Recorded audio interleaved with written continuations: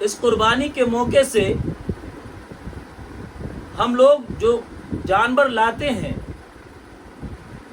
جانور لانے کا جو طریقہ ہم سب میں رائج ہے وہ بہت غلط طریقہ دیکھنے کو ملتا ہے۔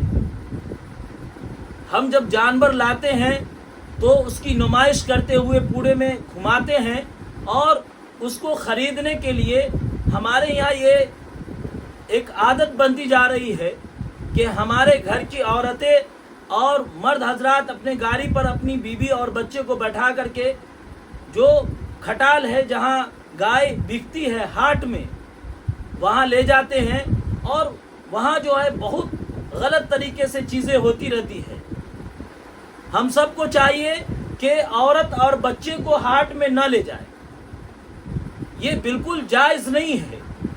آپ خود جائے، اس وقت کوئی حادثہ بھی ہو سکتا ہے، جانور ہے اور آپ اس میں بچے کو لے جا رہے ہیں، عورت کو لے جا رہے ہیں، یہ بالکل نامناسب بات ہے، بالکل صحیح نہیں ہے۔ پھر جب آپ جانور خریدنے جائیں تو جانور اچھا سے اچھا لے، اپنی حیثیت کے مطابق، جو آپ کی حیثیت ہے اس میں جتنا خوبصورت جانور لے سکتے ہیں، جتنا موٹا تازہ جانور لے سکتے ہیں، جتنا بہترین جانور لے سکتے ہیں لے، کوئی منع نہیں ہے، لیکن دل میں ارادہ اللہ کے لیے ہونا چاہیے، نمائش کا نہیں ہونا چاہیے، دکھاوا کا نہیں ہونا چاہیے۔ اور حرام کے پیسے سے قربانی بالکل نہیں ہوتی ہے، بالکل حرام کے پیسے سے قربانی کیا، دنیا کی اور بھی جو عبادتیں ہیں جو ہم لوگوں کے اوپر فرض ہے یا واجب ہے، کوئی بھی عبادت حرام کے پیسے سے نہیں ہوتا۔ تو حرام کے پیسے سے بھی قربانی نہیں ہوتی، دکھاوا سے بھی نہیں ہوتا، اور اگر گوشت کھانے کی ہی صرف نیت ہو تب بھی قربانی نہیں ہوگی آپ کی۔ ارے گوشت تو آپ کو ویسے ہی مل جانا ہے، قربانی اللہ کے لیے ہونی چاہیے۔ قرآن میں اللہ تعالیٰ فرماتے ہیں کہ تمہارا گوشت یا تمہارا خون ہمارے پاس نہیں آتا، تمہارا تقوی ہمارے پاس آتا ہے، ہم تمہارے دلوں کو دیکھتے ہیں۔ تو اس لیے ہمیں گوشت کی یا تمہارے خون کی ضرورت نہیں ہے، تمہارے اخلاص کی ضرورت ہے، تمہارے تقوی کی ضرورت ہے۔ تو اس لیے دکھاوے کے لیے کوئی اپنی حیثیت سے آگے بڑھ کر کے جانور نہ خریدے۔ آپ کی حیثیت 25-30 ہزار کے جانور خریدنے کی ہے، آپ قرض لے کر کے یا دنیا کو دکھانے کے لیے 5 لاکھ کا جانور خریدے، یہ مناسب بات نہیں ہے۔ اللہ تعالیٰ آپ کے دلوں کو دیکھ رہا ہے۔ اور جب ہم جانور خریدتے ہیں، اتنا مہنگا جانور خریدتے ہیں، اور بعض اوقات دیکھا جاتا ہے کہ اس کو پیدل چلا کے لے کے آ رہے ہیں، یہ مناسب بات نہیں ہے۔ آپ اس کے لیے بہترین انتظام کریں کسی گاڑی کا، اس میں لے کر کے آئے، اور اس کے بعد اس کے رکھنے کی صحیح جگہ جو ہے تلاش کریں، جہاں پر لوگوں کو، آنے جانے والے لوگوں کو اس جانور کی وجہ سے پریشانی نہ ہو۔ آپ اس کے کھانے پینے کا اچھی طرح خیال رکھیں، آپ کا جذبات اس جانور سے جڑ جانا چاہیے، آپ کے دل کے احساسات اس جانور کے ساتھ جڑ جانا چاہیے۔ آپ جب قربانی کریں، جب اس کو ذبح کریں، تو آپ کو ایک طرح کی جذباتی رشتہ اس سے ہونا چاہیے، آپ کے آنکھوں میں آنسو ہونا چاہیے۔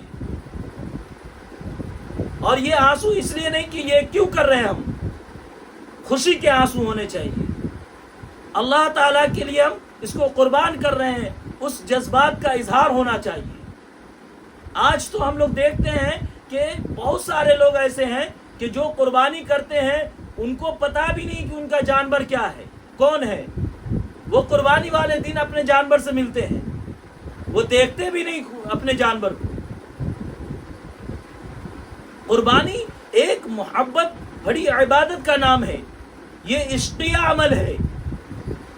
آپ دیکھیں حضرت ابراہیم علیہ السلام اپنی اولاد کو قربانی کیے ہیں، اللہ تعالیٰ نے اس قربانی کو، اللہ تعالیٰ نے ان کے اوپر کرم کیا، یہ الگ بات ہے، لیکن حضرت ابراہیم علیہ السلام نے اپنے آپ میں اور اپنے پورے طور سے اپنی اولاد کو وہ قربانی کر چکے تھے۔ کوئی ایسا طریقہ نہیں تھا جو وہ چھوڑے۔ باپ بیٹے کے بیچ کئی باتیں ہوئی کہ قربانی کرنے میں کوئی مداخلت نہ ہو جائے، اس لیے آپ چھری کو تیز کر لے، اس لیے آپ اپنے آنکھ پہ پٹی باندھ لے، اس لیے ایسی جگہ لے جائے. یہ ساری باتیں ہوئی کیونکہ قربانی کرنے میں، ذبح کرنے میں کوئی رکاوٹ نہ آئے. تو وہ اپنے طور پہ تو اپنی اولاد کی قربانی دے چکے تھے، لیکن اللہ تعالیٰ کو دیکھنا تھا کہ یہ اپنے آپ سے اور اپنے پورے دل سے اور سچے دل سے اپنی اولاد کی قربانی کرتے ہیں یا نہیں. اسی لیے پھر وہاں ان کو حضرت اسماعیل علیہ السلام کو ہٹا کر کے میڈا لایا گیا تاکہ آنے والی امت کے لیے کوئی پریشانی. بتائیے اگر اس دن حضرت اسماعیل علیہ السلام کی قربانی ہو جاتی تو نہ ہم ہوتے نہ آپ ہوتے. اسی لیے ہم سب کو قربانی کے جانور کے ساتھ بہترین طریقے سے، اچھے طریقے سے اس کے ساتھ برتاؤ کرنا چاہیے، اس کے کھانے پینے کا اچھا خیال رکھنا چاہیے اور اس کو اچھی جگہ رکھنا چاہیے تاکہ دوسرے لوگوں کو پریشانی نہ ہو. ایک اور طریقہ ہمیں راج ہے، ہم جب قربانی کے جانور کو ذبح کرتے ہیں قربانی والے دن، تو ہم اس کو پورا ایک جانور کی قربانی کر رہے ہیں، دوسرا جانور دیکھ رہا ہوتا. یہ قربانی کا صحیح طریقہ نہیں ہے. آپ ایک جانور کو جب قربانی کر رہے ہیں دوسرا جانور وہاں دکھے نہیں، ایک دم اکیلے کرے. ابھی ہم دیکھتے ہیں ہمارے معاشرے میں یہ ہوتا رہتا ہے، دوسرا تیسرا سب جانور وہاں پہ کھڑا ہوا ہے اور ہم اس جانور کے سامنے اس کو ذبح کرتے ہیں. اس کے دو نقصانات ہیں. ایک تو جو اس کو جو تکلیف ہوتی ہے، حضرت نبی کریم صلی اللہ علیہ وسلم ایک صحابی سے کہہ رہے ہیں کہ تم اس کو دوہرا موت کیوں دے رہے ہو؟ اس کے سامنے ہمیں اس بات کی بھی اجازت نہیں دی گئی ہے کہ ہم اس کے سامنے اوزار کو، جس چاقو یا چھری سے اس کو ذبح کرے، اس کو وہاں پر تیز نہ کرے، کیونکہ اگر وہ تیز کرتے دیکھے گا تو پہلا موت تو وہ اس وقت مر گیا، اس کے بعد پھر دوبارہ اس کو مارتے ہو. یہ صحیح طریقہ نہیں ہے. ہمیں ایک پردے کے آڑ میں قربانی کرنا چاہیے اور دوسرا جانور اس کو نہ دیکھے. دوسرا جانور اگر دیکھ لیتا ہے تو جب اس کی قربانی ہوتی ہے، جب اس کو ذبح کیا جاتا ہے تو اس کے شریر سے پورا خون پورے طور سے نہیں نکلتا، خون سوکھ جاتا ہے. یہ پہلی خرابی ہے. دوسری خرابی یہ ہے کہ اس کی وجہ سے خون رک جانے کی وجہ سے، بدن سے نہیں نکلنے کی وجہ سے گوشت میں جو ہے خرابی پیدا ہو جاتی ہے. وہ گوشت لوگوں کو نقصان بھی پہنچا سکتا ہے. یہ گوشت، اسی لیے ہم سب کو چاہیے کہ قربانی کا اہتمام اچھے طریقے سے کرے. یہ شور گل مچا کر کے اور پورے میں نچا کر کے، یہ صحیح طریقہ نہیں ہے میرے دوستوں. اور ہمارے جو قصائی حضرات ہیں وہ ایک غلطی ہمیشہ کرتے ہیں، چاہے وہ اپنے جلدی پن کی وجہ سے کرے یا کچھ اور وجہ سے. جب جانور کو ہم ذبح کر دیتے ہیں تو ذبح کرنے کے بعد اس کے پیر ہاتھ میں جو ہم رسی باندھے ہوتے ہیں اس کو کھول دینا چاہیے تاکہ اس کا پورا چھٹپٹاہٹ کی وجہ سے اس کے جسم سے ایک ایک قطرہ خون گر جائے. یہی وجہ ہے کہ اگر اس کو باندھ کر کے رکھتے ہیں تو اس کے پورے جسم سے خون پوری طریقے سے نہیں نکل پاتا، جس کی وجہ سے گوشت میں کبھی بدبو آ جاتی ہے اور وہ گوشت بھاری ہو جاتا ہے. اور ایسے گوشت کو کھانے کی وجہ سے لوگ بیمار بھی پڑ سکتے ہیں.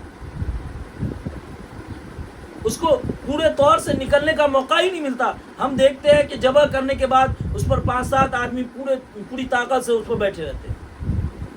صحیح نہیں ہے. اس کی وجہ سے اس کے جسم سے پورا خون نہیں نکلتا ہے. ایک تو اس کو چاقو چھری اس کے سامنے تیز کرنے کی وجہ سے، اس کے سامنے کسی دوسرے جانور کو ذبح کرنے کی وجہ سے ویسے بھی اس کے جسم میں خون سوکھ جاتا ہے.